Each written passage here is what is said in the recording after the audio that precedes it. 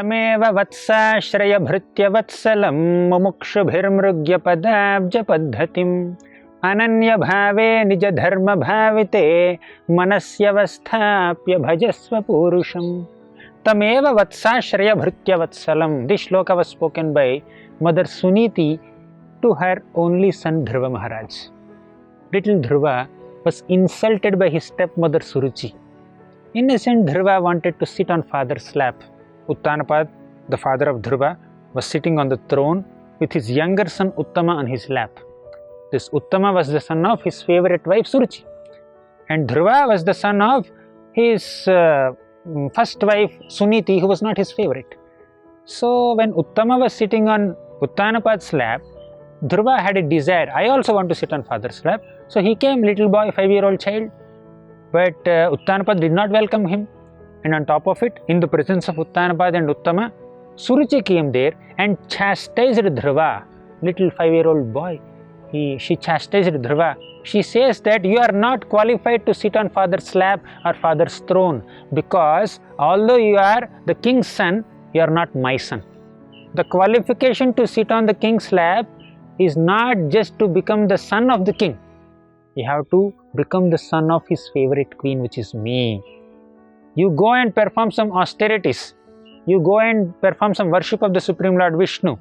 If you have his blessing, his benediction, maybe you can take birth in my womb in your next life.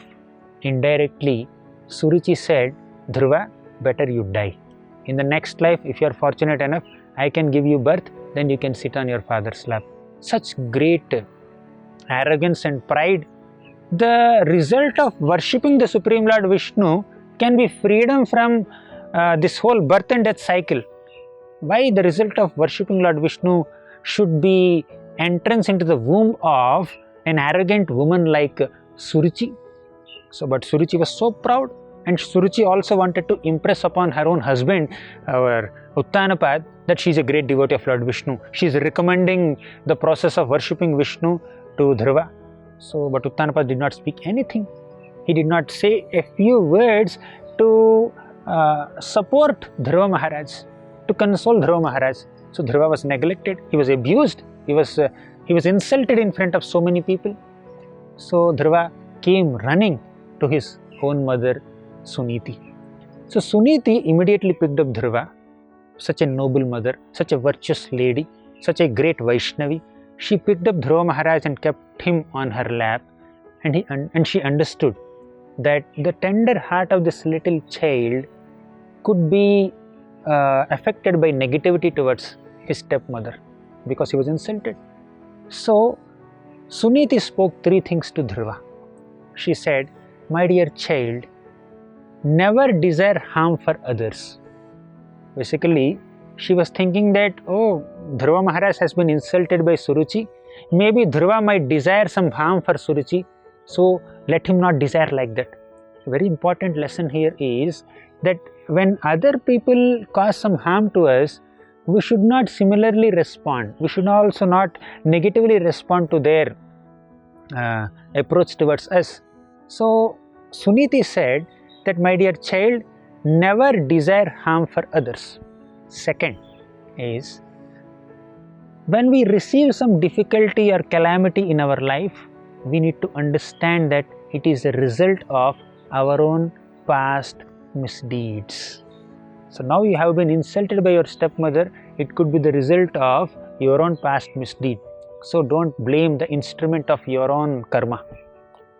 Third thing she said was, whatever desire you have, you worship the Supreme Lord. Your stepmother said that you have to worship the Supreme Lord to sit on father's lap. I am also repeating the same thing. What your stepmother said was true. Although Suruchi said that in great arrogance and envy towards Suniti, but Suniti confirmed that statement because she took only good from Suruchi's speech. Although she is arrogant, but she spoke about worshipping the Supreme Lord, and Suruchi took only that good part of her speech and said that, my dear child, if you have any desire to get fulfilled, please worship the Supreme Lord Vishnu. So in this way, she spoke 3 things. Number 1, don't desire harm for others. Second, understand that all difficulties or inconveniences are results of our own past deeds. Third, whatever desire you may have, you can worship the Supreme Lord. So in that context, she says, Tameva vatsashraya bhartya vatsalam mumukshubhirmrugya padabja paddhatim. Tameva vatsa ashraya bhartya vatsalam. Oh my dear child, vatsa, please take shelter of that Supreme Lord who is very affectionate towards all his devotees. Bhartya vatsalam. Mumukshubhirmrugya padabja paddhatim. Mumukshubhir means those who are desirous of liberation. So the seekers of liberation always follow this paddhati, this process of worshipping the Supreme Lord. You also worship the Supreme Lord, Vishnu, Krishna. Ananya bhave, without any deviation in your mind, you have to worship him. Nija dharma bhavite, and whatever may be your actual dharma as a kshatriya or a brahmana or a grihastha or a brahmachari, you should just follow that dharma. There is no need to compromise on that dharma. But while practicing all those prescribed duties according to your varna or ashrama, you can worship the Supreme Lord. Ananya bhave nija dharma bhavite manasyavasthapya bhajasva purusham. By establishing the Lord in your heart, please do bhajan, please perform devotional service unto him. So, in this way, this glorious mother Suniti advised her innocent child Dhruva that he has to worship the Supreme Lord to fulfill any of his desires. This is the nature of an ideal mother. She does not want her child to be overwhelmed with any negativity or hatred or envy towards others. She does not want any revengeful thoughts to enter her little child. She also wants and expects her child to understand that law of karma is very stringent, and one has to accept the difficulties one faces in one's life as results of one's own past deeds, and one has to take shelter of Krishna in all time, place and circumstances. And she also says that, my dear child, I am just one mother, but the Supreme Lord Krishna is equivalent to millions of mothers. You will receive the affection of one mother from me, but you will receive the combined affection of millions of mothers from Krishna. Take his shelter.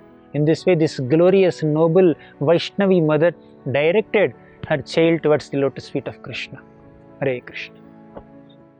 For more such devotional programs, please watch Hare Krishna Television. To get this channel, please contact your cable or DTH operator. For more information, please call 7666 839 839.